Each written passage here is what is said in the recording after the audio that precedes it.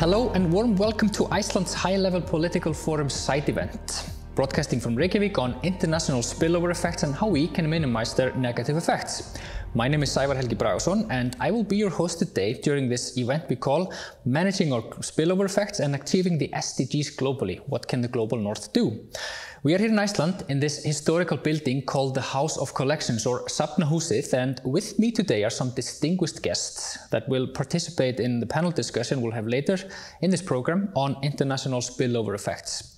We wouldn't be here today without leaders who put this topic on the agenda, and therefore I would like to give the word to the Prime Minister of Iceland, Katrín Jakobsdóttir. Katrín. Thank you, Sævar, and welcome all of you who are watching. As is the case with many nations in the global north, Iceland has a high ecological footprint. Iceland is also an island in the North Atlantic Ocean and therefore has to import much of our consumer and producer goods. But what we consume and do here in Iceland has an impact elsewhere on the planet. Iceland has just conducted its second voluntary national review of our progress in implementing the Sustainable Development Goals, both nationally and in our international cooperation. This time we wanted to broaden our perspective and asked the Sustainability Institute at the University of Iceland to do a study on Iceland's spillover effects and recommend actions. This will help us take a holistic approach to our new strategy for sustainable development so that we may approach it as a global challenge and not only within our own borders. It is important that governments address spillover effects in policy making so that our progress will not be at the cost of other regions or nations. Back to you, Sævar. Thank you very much, Katrín Jakobsdóttir, Prime Minister of Iceland. Now, before we start the panel discussion here today, to better understand the topic of spillover effects, we will now show you interviews with leading specialists in the field and what they have to say about this issue.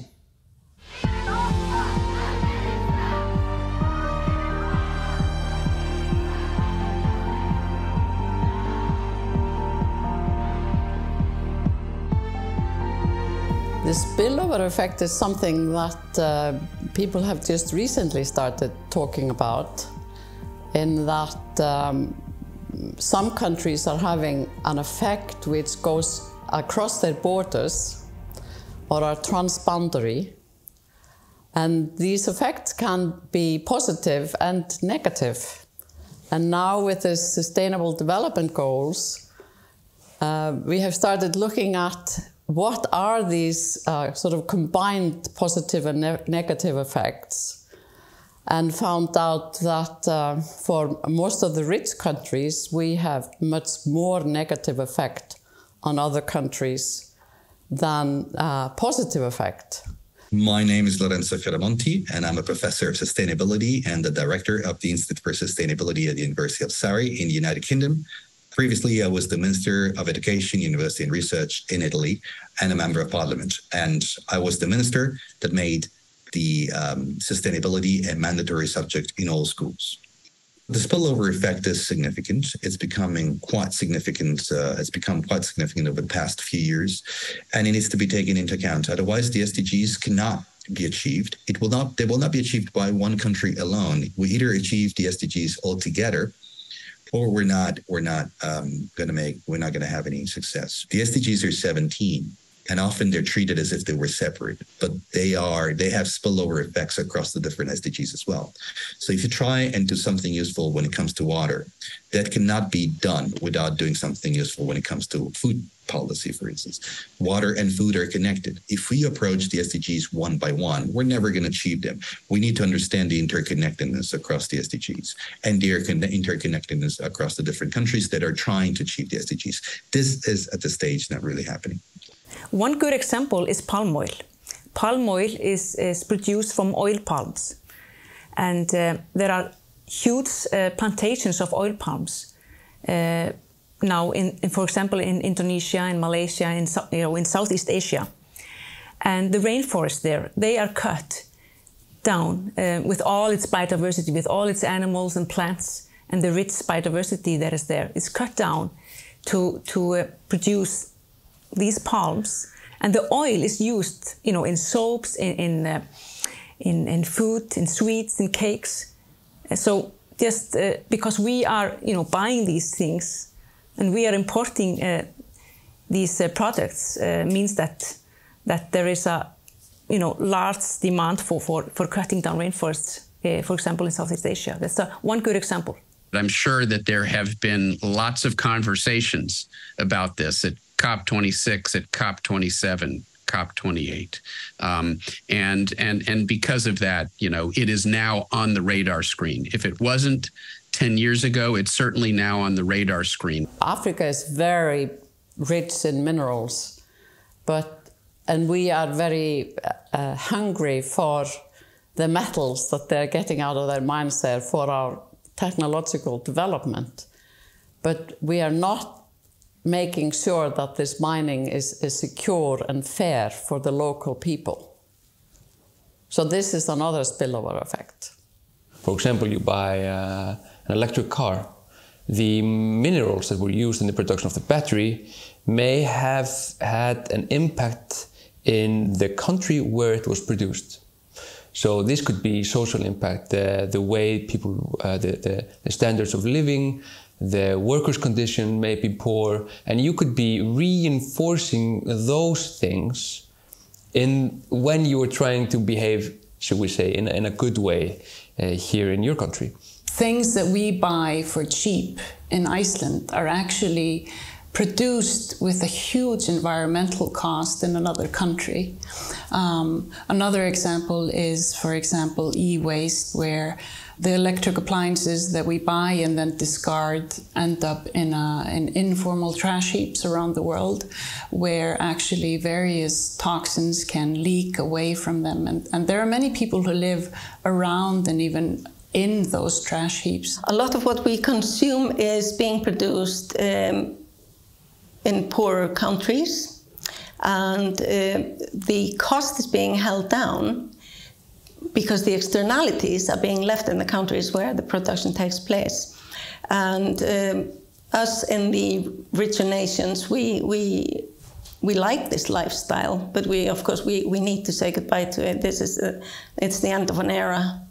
It has to come to a close. And a good example is many of the products that we purchase here in the United States, a pair of sneakers, that we purchase and that we wear here in the United States, a pair of Air Jordans, a very American sneaker, a good chance that it's produced someplace like China. And so even though the United States didn't emit carbon during the manufacturing of those sneakers, it's the United States that is importing those products. It's the United States that is at least partly responsible for the associated carbon emissions. And again, I think there are ways to deal with that when it comes to things like border adjustments that account for the carbon that was emitted during the manufacturing of a product.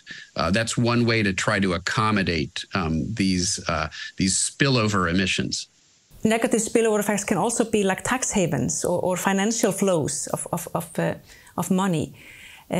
Security issues is also a weapon, like exporting weapons, for example, is a part of negative spillover effects. The electric appliances that we buy and then discard end up in informal trash heaps around the world, where actually various toxins can leak away from them. And there are many people who live around and even in those trash heaps. And children's bodies are much faster to absorb toxins in the surroundings, and so they are quicker to get sick, and they're more likely to get sick from the toxins that can be found either in the soil or in the water or in the air that they live in. There are also positive spillover effects, and the best example, I would say, is international development cooperation.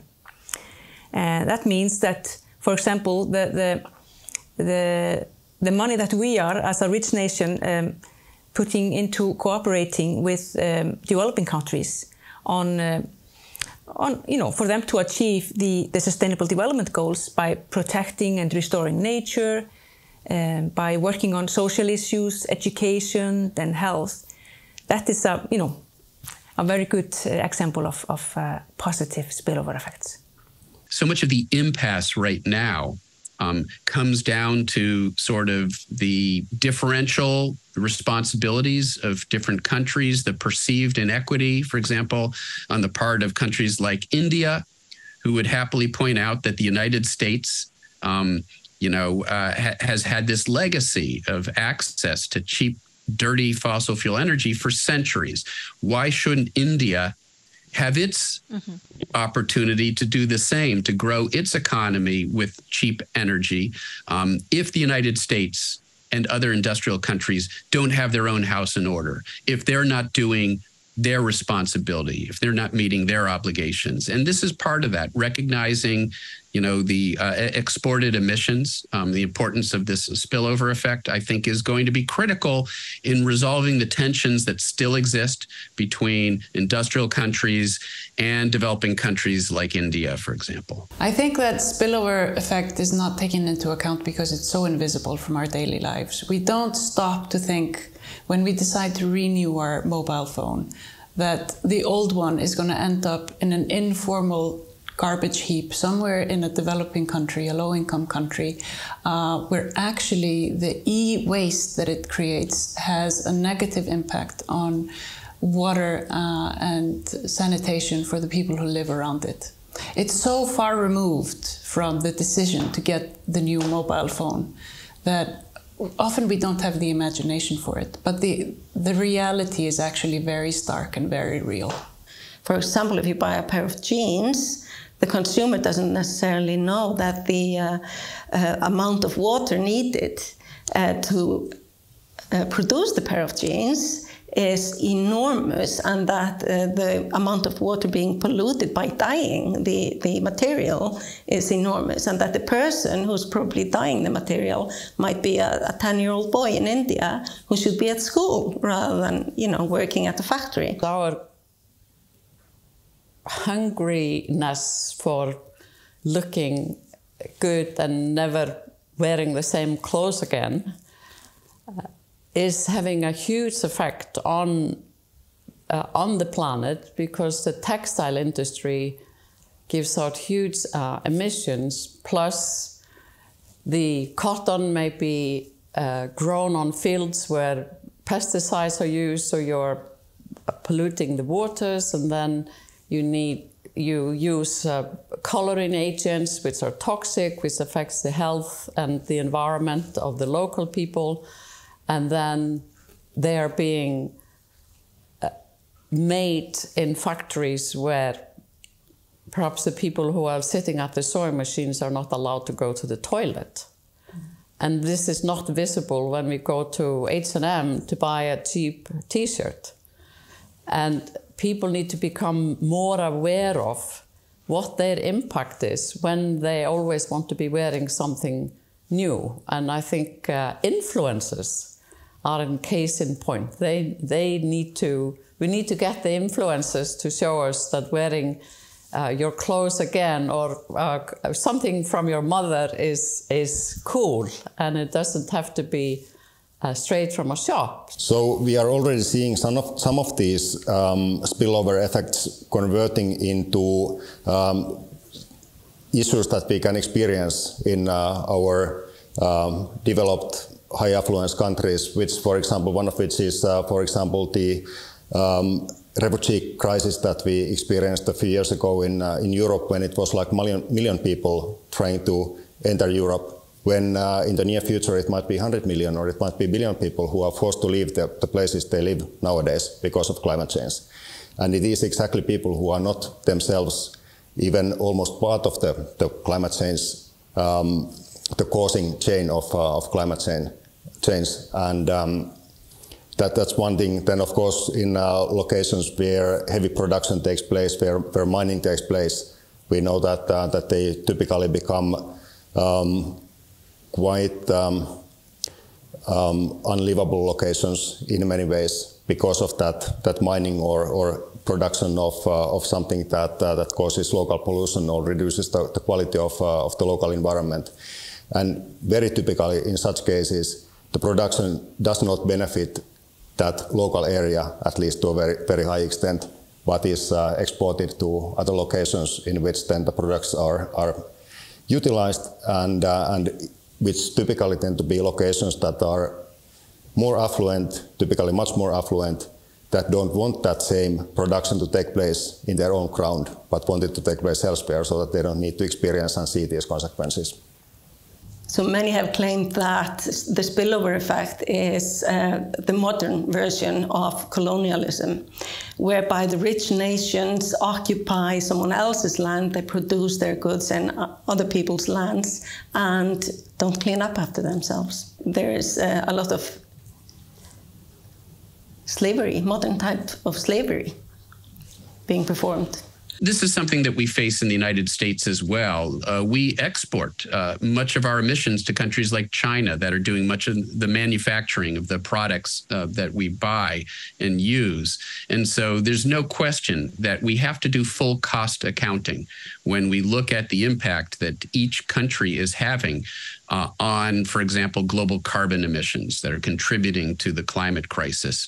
We have to take into account exported emissions. That applies, for example, to coal-producing nations like Australia, where they are exporting their coal to China and other countries who are burning that and generating carbon pollution. And so there's no question that it's really critical as we proceed with these ongoing global negotiations, the Conference of the Parties 26, 27, 28, we need to be thinking carefully about how we do that accounting, about how we do that bookkeeping, so that everybody is accountable for the true carbon footprint of them and their activities. I think that the fact that the UN has had the initiative of calculating spillover, which is incredibly difficult to calculate, is a very good starting point, and there needs to be some accountability for the people who are causing the most spillover. Sometimes I feel that democracy is actually our enemy, because we have politicians with short-term goals who may be making some great policies, and then we have elections and we have new politicians and they have other ideas and we go backwards again. Somehow we need to get it into everybody's mind that we need to change our behavior and our lifestyles. And I think young people understand this. The Nordic countries are an interesting example in this context because they are highly affluent and they are not necessarily producing even a large share of what is consumed in these countries. So basically that means that they have potentially at least quite an extensive spillover effect they are causing outside of these countries. And they are typically also held as kind of like forerunners in environmental protection overall and in climate change mitigation. But that position they are typically put in that relates to their within-country work, of course, because there has not been that much of outside-country work, and it's of high importance to understand these spillover effects they are causing, and then reconsider how they would best reduce their own impacts and if they can be considered as forerunners or not. So now we look cleaner in Europe, for instance, because we produce less in Europe, but most of the stuff we consume is produced in China and India. So that is polluting China, and it's counting as if they were, in a sense, polluting, while the stuff that they make is actually for us, right? So our spillover effects are happening all over the place. And what we need to avoid is a fashion parade. So we don't want to have a beauty pageant here. It's not a competition. Which country does it better? We have to work together. So the current way we look at the Sustainable Development Goals, or when we are measuring ourselves and the progress that we've made, we're very often looking into local data. We're not so much looking far up and down the value chain. And so we think we are informed, but the essence of being informed is information. And this is very much lacking. So when we are measuring our progress, the spillover effects are not necessarily taken into consideration. And this is simply because we don't have the information to be informed in that sense. You think in the Western world that this should be easily easily tackled. We should have access to this data, but it's far from the truth. So we are just in the beginning stages of understanding the value chain of the products that we buy, for example. We have to change the way that we live our lives. We have to reduce consumption. We have to reduce CO2 emissions. We just have to consume less. The best thing we can do is to be a good role model. If we change the way that we live, the way that we consume, the way that we commute, and we show other people that it's both possible, it has a positive effect, especially if you decide to use, if you want to walk or bike instead of always using the car, it also has a positive effect on your body as well. So if we show it's possible, it has a positive effect, then hopefully a lot of people will catch on. But I think that everything starts with recognizing the problem.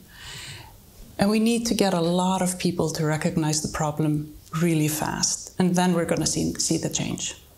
If Iceland wants to understand its spillover effects better and be able to act on the spillover effects also, we need better data. And what we can do is go knock on doors. We already have some primary data from some parts of the world. Other data is estimated. We need to knock on doors, ask for better data. Where do the goods that we purchase come from? What is the condition of the workers? How are they treating their suppliers, etc.? There are nowadays a number of indicators already available, and some of the well-being economy governments are already using them. Dashboards that are used on a daily basis by statistical offices to measure human and ecological well-being, very closely interconnected. These indicators can be used as a replacement for GDP, as a replacement for the statistics that most economists use all the time, and we need that in order to drive policies in a different direction. This is a very important revolution that is happening at this stage, and the well-being concept is the one that has the scientific validity as well as the policy applicability to make a difference. My name is Aranima Malik. I am an associate professor in sustainability at the University of Sydney, Australia. There have been some assessments done to quantify spillover impacts related to international trade. It's now an upcoming field, but we were seeing more of these in the past decade, more so because of these availability of multi-regional input-output databases. So we need models for quantifying spillover impacts, and previously we did not have those models. So hence we are really only getting into this space as a research area in terms of looking at the environmental and the social impacts and how international trade influences these impacts. And if I can give a little bit more context in terms of what these models are, which I'm talking about. So these are, if you may, large multi-regional input-output matrices with information on sectors. And by sectors, I mean agricultural sector, fishing, forestry, mining, electricity or car manufacturing, furniture, essentially all the commodities that the human society demands. All of that information is in a big matrix. And in that big matrix, you have information in terms of production happening within a country and production happening outside of that country. So this information needs to sit in a matrix, which needs to be coupled and integrated with environmental data, social data, and then run through some calculations to understand what are the spillover effects. So we're seeing more of these calculations or assessments being done due to the availability of these models, which was not the case, let's say, a decade ago. What we see happening around the world is a cultural revolution to a certain extent. Think of how many people nowadays have decided that perhaps working as crazily as they did in the past, like working as fast as they did in the past, is no longer something they want to do. So while in the past, competition was the only main goal of the Western economies, now more and more we see people moving towards collaboration and cooperation. And that tells you that perhaps what we consider to be privileges are no longer seen as privileges, that people would like to earn maybe less, but have a better quality of life, that maybe people would like to have more free time and less competition. Maybe people would like to dedicate more time to their families and, have fewer cars or smaller houses. I think Iceland can start off by really understanding what the international trade linkages are. So there is information available in global models and data sets which sheds light on the interactions between Iceland and other developing countries. But there would need to be further assessments done to understand what are the environmental and social consequences of Iceland's international trade linkages, to see if there is a demand for a particular product in Iceland, where exactly is that product being produced? So connecting production with consumption in Iceland and understanding what are the spillover effects in those production centers or regions of the world, and then collaborating with those regions for understanding, how are the supply chains and how those supply chains can be made more sustainable for ensuring sustainable development in those partner countries. What must be done is to increase the transparency of corporations. So you need to increase transparency, and you need accountability. Corporations need to be held accountable for whatever environmental and social damage they cause in other countries, other nations. What has to happen is I have to have more information, better information, and the incentive has to come from the top. We need to re-educate our politicians to stop looking endlessly at growth and looking at other issues which are important. And the economic advisors to the governments need to be re-educated also. Actually, we should shut down all economics departments, because they are at the root of our destructive global economic system. We need to look at this holistically.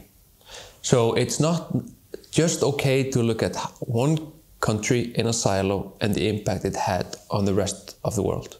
We need to look at the SDGs for the world, as that should be the metric. How are we progressing as a world, and how did we as a country contribute to that progress? Maybe we performed relatively well on certain development goals, but we pushed other countries down on others.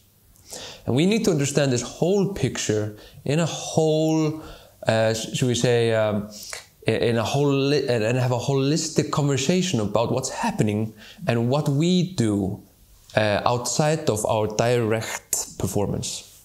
Iceland is ranking high when it comes to spillover effects, the negative spillover effects. And what Iceland can do is first to really get an overview of the challenge. Where are the most spillover effects in Iceland? Which factors are causing the biggest spillover effects? Putting data together, gathering data, doing more research, that is the first thing. Also collaborating for both the institutions, the state institutions, the government, the private sector should work together on this. That's very important, because maybe data is at one place and another institution doesn't know about it, so that's very important. And then the Icelandic government really needs to have a clear goal and a mission, like what do we want to do with this, and make this a priority, and have an action plan on spillover effects is financially backed up. We have become 8 billion people on this planet and have had a huge impact on our environment, and our life depends on healthy nature, and we have damaged it substantially, and therefore we need to change our path so that we can prepare for a good life for future generations.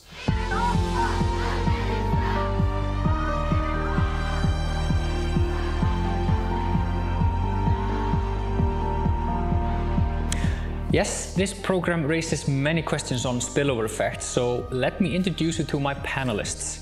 First, we have Tinna Hallgrímsdóttir, Climate Risk and Sustainability Specialist at the Central Bank of Iceland and former President of the Young Environmentalists in Iceland.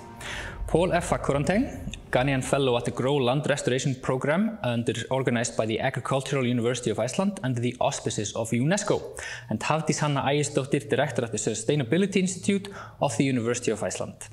And last but not least, we have Amy Wickham, Program Specialist for Climate, Energy, Environment and Disaster Risk Reduction at the UNICEF headquarters, tuning in from New York. Hello, Amy. Hello and good morning. Yeah, thank you for joining us from sunny New York. Welcome, everyone. And let's start with you, Paul. You're currently in the Grow Land Restoration Training Program under the auspices of UNESCO here in Iceland, but originally you come from Ghana. Do you feel that back home you're dealing with the consequences of negative spillover effects, like climate change? Yes, we are. And not just back in Ghana. I mean, all over Sub-Saharan Africa and part of Asia, we are all dealing with it. But maybe the degree might differ. But particularly in Ghana, spillover, you can think of it from what we import, the product that are consumed from outside that we import, or what we produce locally in Ghana to be consumed elsewhere. So in Ghana, we are known to produce gold a lot. If you come to Ghana now, people are suffering the effect of climate change from the activities of illegal gold miners. So they go to the forest, they cut down the trees, they degrade the land just to take the gold for export. We love our gold, we love our jewelry, but have we taken a second to ask ourselves where that raw material is coming from? So it's actually been estimated that within the next 7 years, if nothing drastic is done, Ghana will have to import fresh water. Can you imagine? We'll have to import fresh water for people to consume. It's also normal in Ghana that people migrate from the north to the south. But now, because of climate change, the migration levels, the numbers are increasing.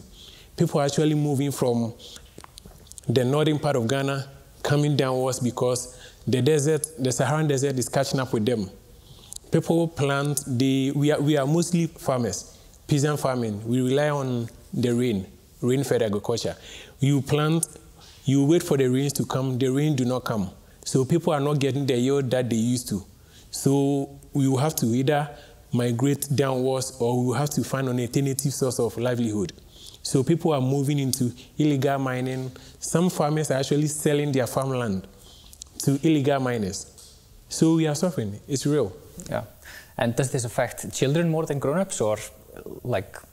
No, it's actually general. I mean, everybody is suffering. The only issue is that if my parents were farmers and I was getting 3 square meals, now that we are not getting much produce from the farm, what will I do? I will suffer much.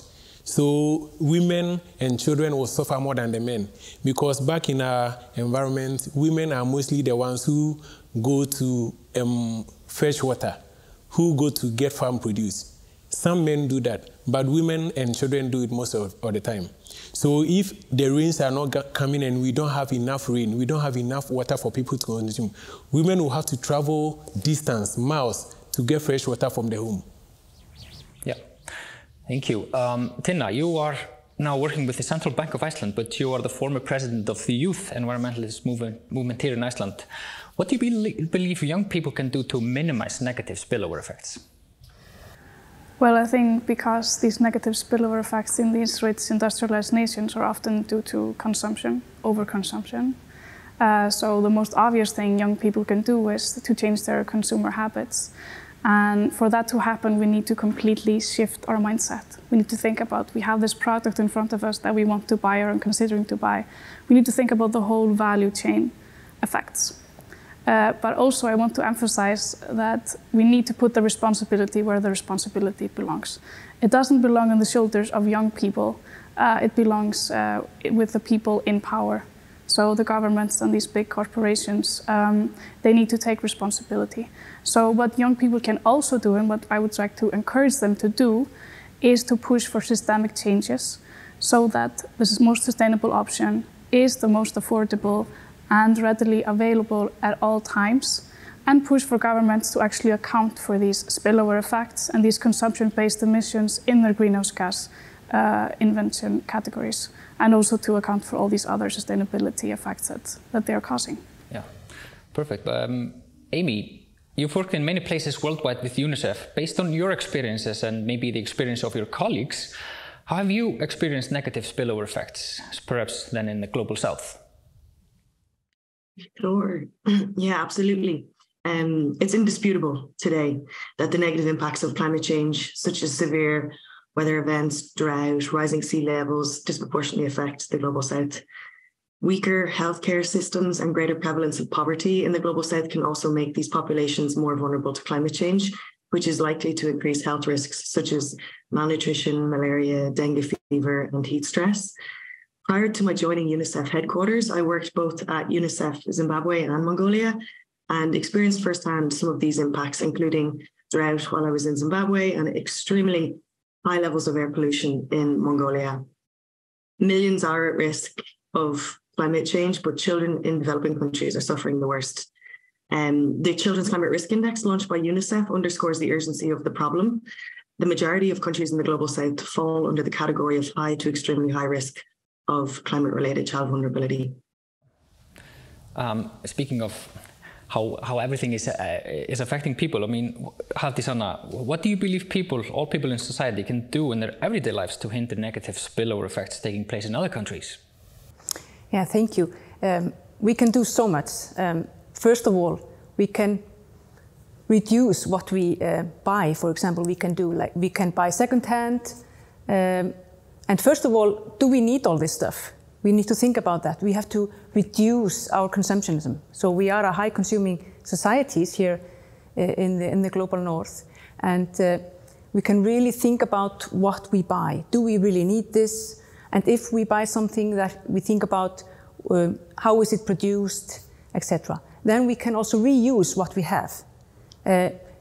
Like I said, like buy secondhand or reuse what we already have, take good care of our things, and recycle. That's then the third thing. If we really need to buy things, that we then recycle them in the end. So I think that is really the first thing that we should absolutely think about as individuals, is really to try to minimize our consumption, because the negative spillover effects are it's mostly due to our consumption and the high import of goods and services. Yeah, but like the other panelists have already said, that you have to sort of take the people who are in charge. They should be focusing on this. So what can the Icelandic government and other governments of the world do to reduce this negative spillover effect? Very good question, because we can do a lot.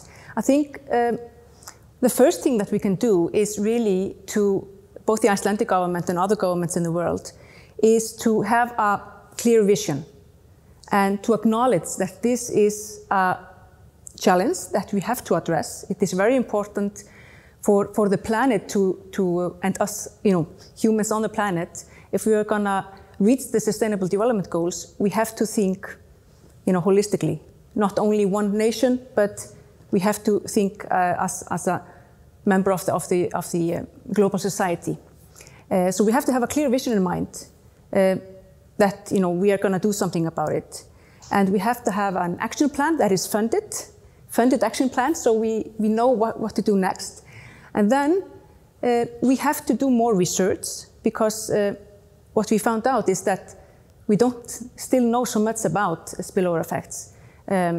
So we have to do more research, and we have to gather information and collaborate, because there are a lot of data, maybe in this institution or that institution. So we have to work together, both nation and institutions, to map and then do more research. And then when we have done that, really go on and act, and we can have. There's a lot of things you can do as a government. We have green tax. We can have green taxes or and so on. So we can and also promote the circular economy. Yeah. And are you optimistic that we're able to? Of course, I'm always optimistic. Always optimistic. That's good. So we have to be optimistic, so we can do this, I'm sure. Excellent. Tinna, it's always a question of money, I guess. That's basically our economy. But what can the bank system do to reduce the negative spillover effects? Well, I think it's very important that when banks are evaluating new customers, new projects, that we must take these sustainability factors into the evaluation process, not only look at financial aspects. But right now, we just don't have the information available. So it's not even that is not readily available, it's just not there at all to look at the impacts that a project can have throughout the whole value chain. But we see now that there are many upcoming regulations, especially from the EU, that are requiring more sustainability-related disclosure. So then you can see how is a financial operation, how is a company or a project affecting different aspects of the SDGs, for example. But of course, it's not enough to have this information, then we must act on it. And we can't just continue with the conventional way of banking where we just close our eyes to these aspects, because we know that, as the IPCC has stated, we need an economy-wide transformation, and the financial sector needs to be a catalyst to achieve this low-carbon economy. And I think it's very important that we understand that the low-carbon economy is the only viable economy of the future. It's not, are we going to participate, it's how. So what the banking sector needs to do is we can do these screening things once we have this information. So we are only going to fund green or sustainable projects, or we're only going to fund also projects that are not there yet, but they have a clear transition plan to get there with key progress indicators. So we maybe have a project, it's a construction project. We see that they're not there yet on their sustainability journey, but they have a plan to get there. We give them a loan. Then after a certain amount of period, we evaluate, are you reaching these indicators that we've put? If so, we can adjust the loan terms, etc. So therefore, you're pushing forward this transformation. But we also must make sure that this doesn't fall victim to greenwashing, which is very easy. So therefore, these targets need to be science-based. The whole framework and process needs to be verified by a third party. And therefore, we can ensure that we're really investing for the future, not just doing something in terms of marketing, etc. Yeah. Speaking of greenwashing, much of the negative spillover effects, Paul, are caused by consumption taking place in other countries. Do you have an example of this in Ghana, where maybe some foreign companies are pushing their stuff recycled or something like that back to your country? In Ghana, we have huge product coming in from elsewhere, which is a spillover effect. But I do not believe most of these are foreign companies who are pushing their stuff down there. This is pure business for people. So we import used electronic gadgets. We import second-hand clothes. We import second-hand car tires, and we import a lot of second-hand goods. But I think these three are the major ones that are having impact on our environment. So the electronic gadgets come in. These are people's business. They import them, and when they come in, they service them, the broken ones. They repair them, sell them out. Once you buy them in, you have just a few months, maximum 1 or 2 years to use it. And you have to, dispose it. Where do you dispose it? So the second clothes also come in. People bring them in. They are built together. And once you start sorting them out, you realize that about more than half of these clothes cannot be used. Where do you dispose them of? So we have huge volumes of these goods that we do not know where to dispose them of. And the car tires, that's the most difficult one to deal with, because once you buy them, you put them under your car, within maximum 2-3 months, you have to replace them because it's actually being used somewhere else. Then when you dispose them off, where does it go? So there are people who go around to collect these electronic goods, broken down television sets, computers, radios, everything. And they also collect the car tires. They go to interior part of Accra, formerly was Agbobulushi, which was once the most toxic site in the whole world. They go there, they break this equipment down, they take the part they need, they leave the rest. The car tires, they set it on fire, burn it to generate more atmospheric carbon and stuff. Take the metals that they need and leave the rest there, which will eventually run into the nearby Kole Lagoon.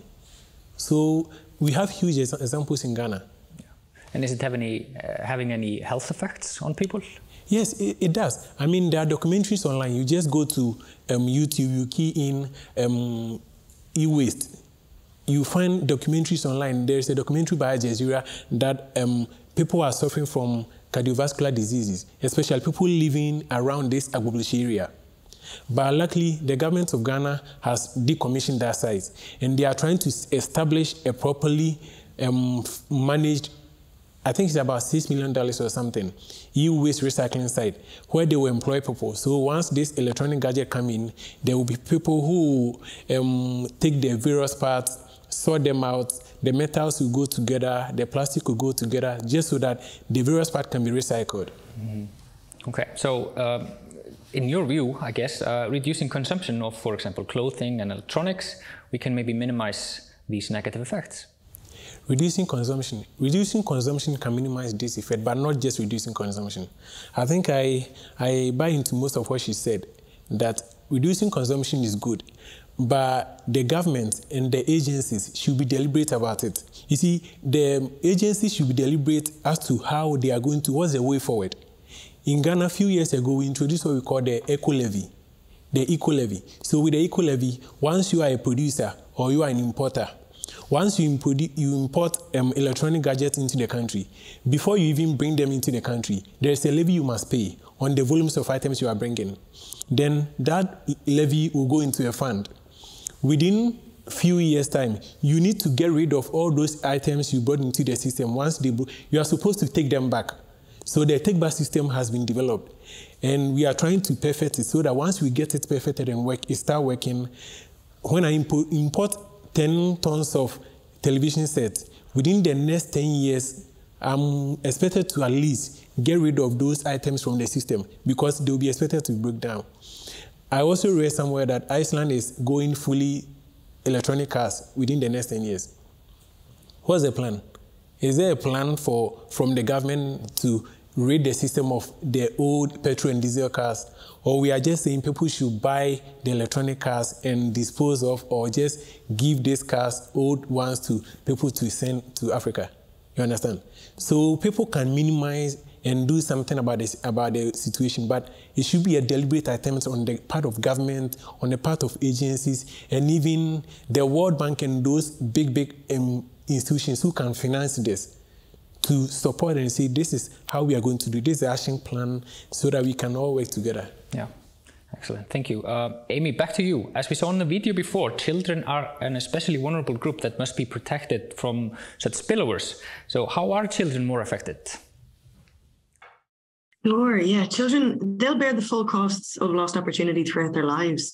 For example, disruptions as a result of floods or cyclones will negatively affect a child's ability to learn, affecting their future careers and their potential. And this will happen more often if we don't act. Specifically, children are more vulnerable to climate and environmental shocks than adults for several reasons. The first is that they're physically more vulnerable. They're less able to withstand and survive shocks, such as floods, droughts, severe weather, and heat waves. Second is that they're physiologically more vulnerable. Toxic substances, such as lead and other forms of pollution, affect children more than adults, even at lower doses of exposure. Third, they are more at risk of death compared with adults from diseases that are likely to be exacerbated by climate change, such as malaria and dengue. And then fourth, they have their whole lives ahead of them. So any deprivation due to climate and environmental degradation at a young age can result in a lifetime of lost opportunity. And perhaps it's important to share that nearly 90% of the global burden of disease associated with climate change is borne by children under the age of 5. Mm-hmm. Yeah, so this is a question of justice. Tinna, climate change caused by emission is a known factor to create spillover effects in other places than where the emissions are caused. So what's your view on this? Well, yeah, I think like you said, this is we have to look at this through the lens of climate justice. And to understand that, we must see that the current climate disruption we're facing is not merely due to how much emissions we're emitting right now, but the accumulated amount of greenhouse gas emissions in the atmosphere. And historically, we see that these rich industrialized nations have appropriated the vast majority of this remaining carbon budget that we have, because we can't emit an X amount over the years to remain within this 1.5 degree target. And now we are telling these less developed nations that they must follow a different developmental path than us, not filled with cheap fossil fuels, but a low carbon pathway. And the thing is that a large chunk of their emissions is in fact due to our demands of these low cost goods that are then produced in poor social conditions or environmental conditions. And also we're not providing enough technical and financial support for them to take this leap to not do the same thing that we did, but take this leap to a low carbon pathway. And I really felt this tension growing, especially at the latest COPs, the UN climate conferences, this friction between the North and the South, and just these developed and less developed nations. We have these unfulfilled pledges of financing, and even like we have a pledge of $100 billion per year that developed nations were going to provide to less developed nations for them to reach their climate targets. That pledge has not been fulfilled. It was there for 2020, and if we look at needs-based analysis, these numbers should not be in billions, they should be in trillions. So there's a huge gap here. So what we need to do is both provide enough technical and financial assistance, and also account for those emissions in our greenhouse gas inventories and take responsibility for those emissions and other sustainability-related effects that are happening outside of our own borders. So, Hafdís, I mean, we are probably quite a developed nation here, and your institute, the Sustainability Institute at the University of Iceland, has recently finished a study on Iceland's spillover effects. Now, we are quite heavy when it comes to consumption, so what were your main conclusions? How can we take part in what, for example, Tinna and Amy and Paul are talking about? Exactly. Yeah, we did this study, and what we found out is that, like you said, Iceland is a high-consuming society with a high carbon footprint, and we generate significant negative spillover effects. So we know that. That's mainly due to import of goods and services, and the way we consume, but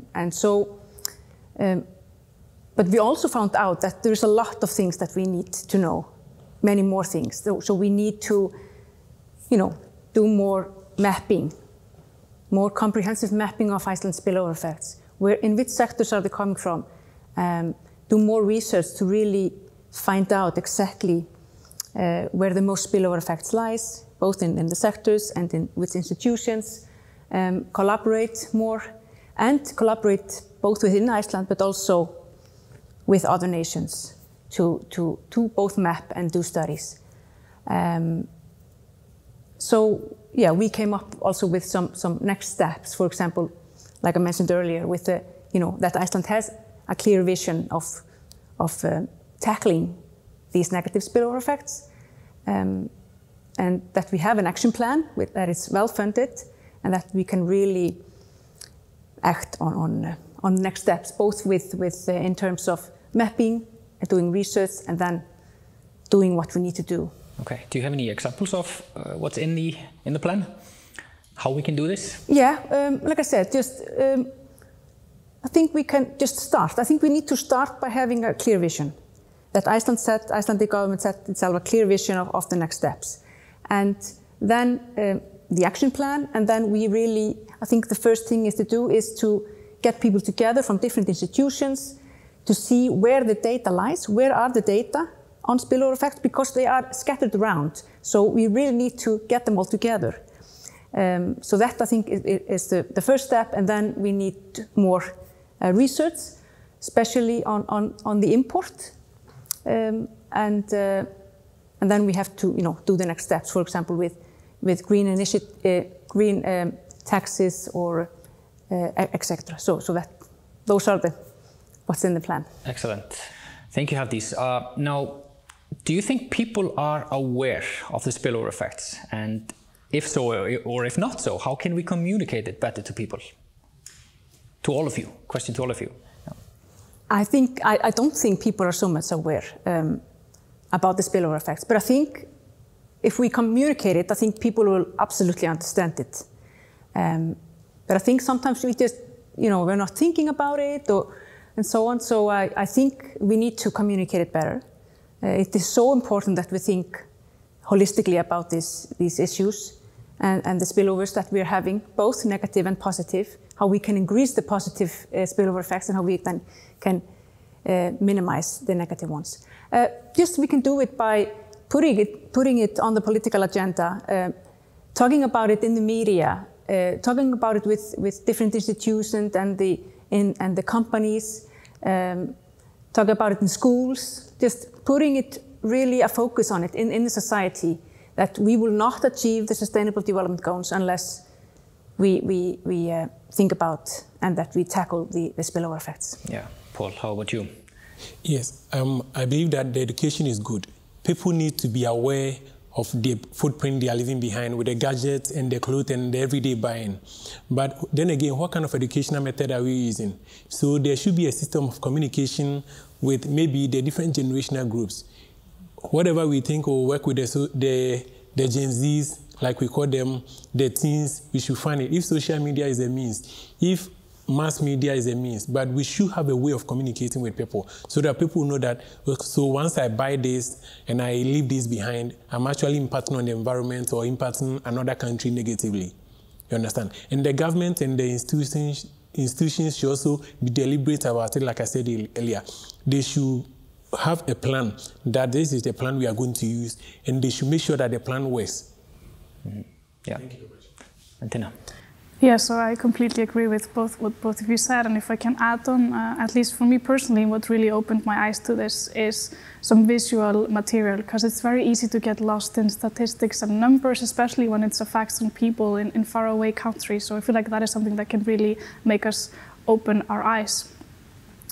And I think this is something that we must, of course, put throughout the education system, etc. And we can't be thinking about this only in a negative way, so we're only trying to reduce harm. We must think of this as a catalyzer to create a better world than the one we live in today. And we see, like in the latest human development reports, that the interconnectedness between, for example, environmental and social impacts makes it so that a more environmentally friendly world is also a more socially and economically better one. So we must think of ourselves as a part of a big transformation in a positive way. I think that's the key. So Amy, how about you?